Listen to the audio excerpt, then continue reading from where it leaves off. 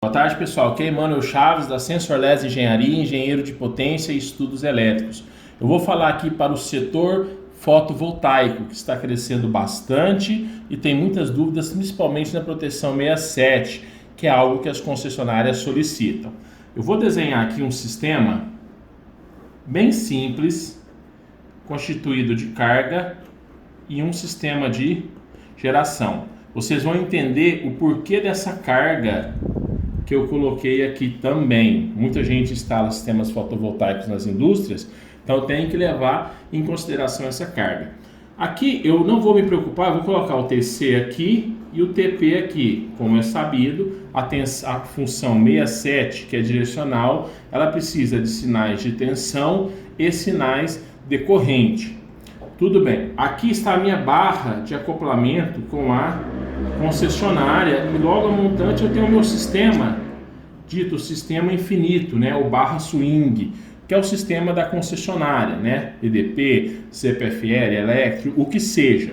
Então, o sistema fotovoltaico injeta, na ocorrência de um curto-circuito, vamos imaginar que ele acontece fora da barra dos limites, né, da indústria com a qual está conectado. E esse curto-circuito é um curto-circuito, por exemplo, trifásico. É sabido que ele tem uma dificuldade maior de acontecer, porém, você só vai ter componentes de sequência positiva nesse curto-circuito trifásico.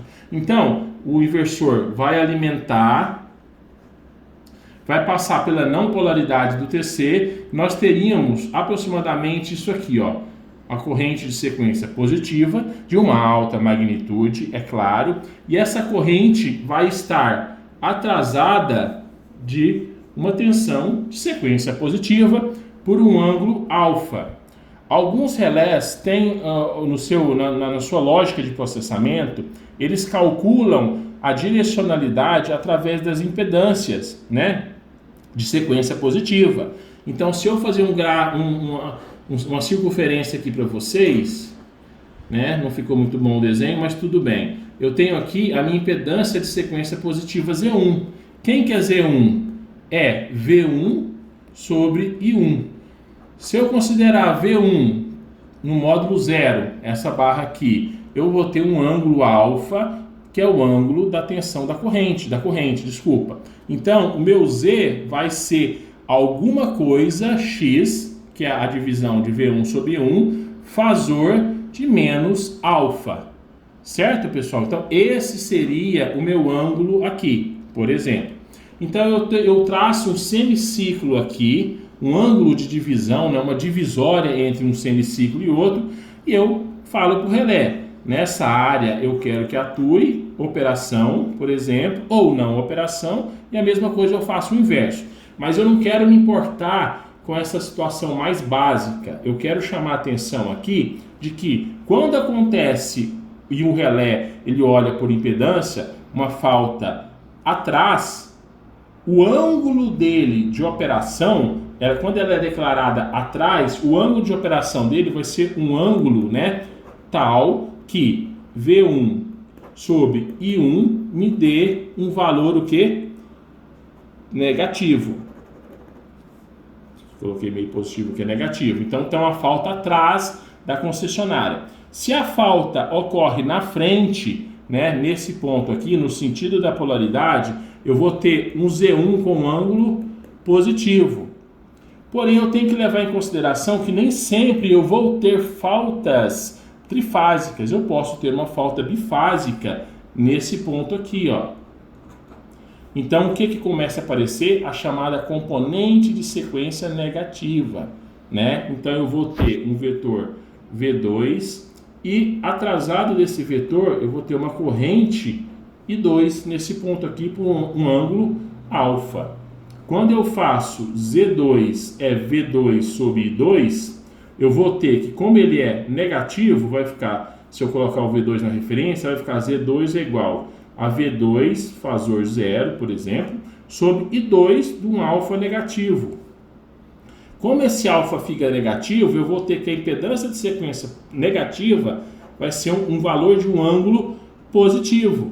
Então o relé vai entender que a falta aconteceu fora da usina, depois dos TCs, nesse caso, neste ponto aí. Isso é importante porque se eu ficar só preso em regime permanente, como aumento de carga, não poder injetar mais corrente aqui do que a necessidade que a concessionária permite, eu posso abrir mão da função 67. Eu uso a função 32.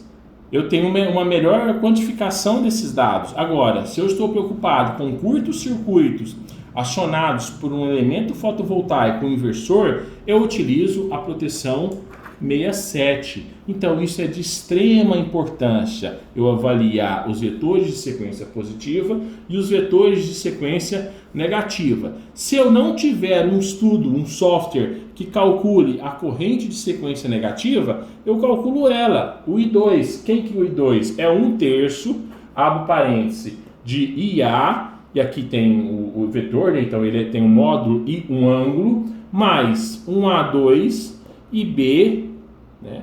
Mais um A e C, onde o A é um operador, um fasor de 120 graus.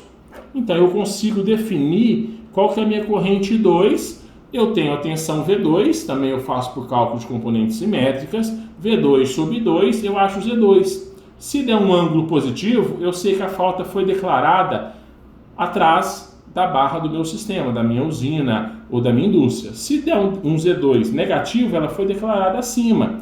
Por isso que está aqui ó, a importância de saber a carga do cliente. O pessoal às vezes não leva muito em consideração isso aqui, porque eu tenho que ter um pick-up da função 67 maior do que a carga do cliente. Porque se eu tiver um desbalanço de carga, eu posso cair numa operação onde o Z2 declare uma falta por corrente de sequência negativa, mesmo não tendo corrente injetada no sistema. Tá certo, pessoal? Eu me chamo Emanuel Chaves, sou engenheiro de potência da Sensor Les Engenharia. Muito obrigado!